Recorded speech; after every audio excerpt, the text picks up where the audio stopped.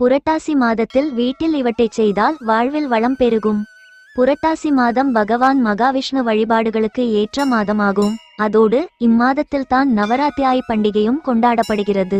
புரட்டாசியில் திருமலை திருப்பதி கோயிலுக்கு சென்று வழிபாடுகள் மேற்கொள்ள இயலாதவர்கள் மயிலாடுதுறை மாவட்டம் சீர்காழியிலிருந்து நாகை செல்லும் வழியில் சுமார் 8 கிலோமீட்டர் தொலைவில் உள்ள அண்ணன் பெருமாள் கோயிலுக்கு சென்று பெருமாளை வழிபட்டு வரலாம். இதனால் திருப்பதி சென்று பெருமாளை தரிசித்து வந்த புண்ணியம் கிடைக்கும்.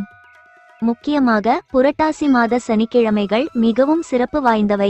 புரட்டாசி மாத சனிக்கிழமைகளில் எள், வெல்லம் இவற்றை அன்னத்துடன் சோத்து பிசைந்து காகங்களுக்கு உணவாய் வைக்க வேண்டும். இதனால் பல நன்மைகள் கிடைப்பதோடு சனி பகவானின் தோஷம் விலகும். புரட்டாசி சனிக்கிழமைகள் பெருமாளுக்கு ஏற்ற மாதம் என்பதால் அந்நாளில் வாங்கிய கடனை திருப்பிக் கொடுப்பதும் புதிதாய் கடன் வாங்குவதையும் தவிர்ப்பது நல்லது. நவராத்திரி திருநாளில் வீட்டில் ஒட்டடை படிந்திருந்தால் அவற்றை அப்புறப்படுத்த கூடாது. நவராத்திரி நாளில் லலிதா சகஸ்ரநாமத்தை பாராயணம் செய்வது மிகவும் நன்மை தரக்கூடியதாகும். புரட்டாசி மாதம் விரதங்களை மேற்கொள்ளவும் ஏற்ற மாதமாகும். எனவே மகாலட்சுமி விரதம், கெளாய் விரதம், தசாவதார விரதம் போன்றவற்றை மேற்கொள்வது நல்ல பலனை தரும். அதேபோல் காலசர்ப்ப தோஷம், களத்திர தோஷம், நாகதோஷம் போன்ற தோஷங்களால் அவதிப்படுபவர்கள் புரட்டாசி மாதத்தில் கருட வழிபாடு செய்வது சிறப்பான பலனை தரும்.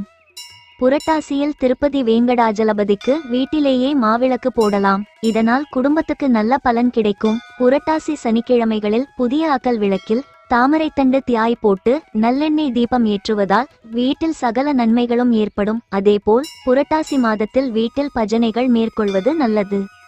பெருமாள் பாயச பியாயா என்பதால் பாயசம் நிவேதனம் செய்து வழிபடுவது நல்லது. புரட்டாசி மாதத்தில் தான தர்மங்கள் செய்வது நல்லது. புரட்டாசி சனிக்கிழமைகளில் எள்ளுப்பொடி சாதம் செய்து பெருமாளுக்கு நைவேத்தியம் செய்து பலருக்கும் அதை விநியோகம் செய்யலாம். புரட்டாசி மாத நவராத்திரி தினங்களில் அம்பாள் ஊசி மேல் அமர்ந்து தவம் செய்வதால் ஊசி நூல் கொண்டு பழைய துணிகளை தைக்கக்கூடாது.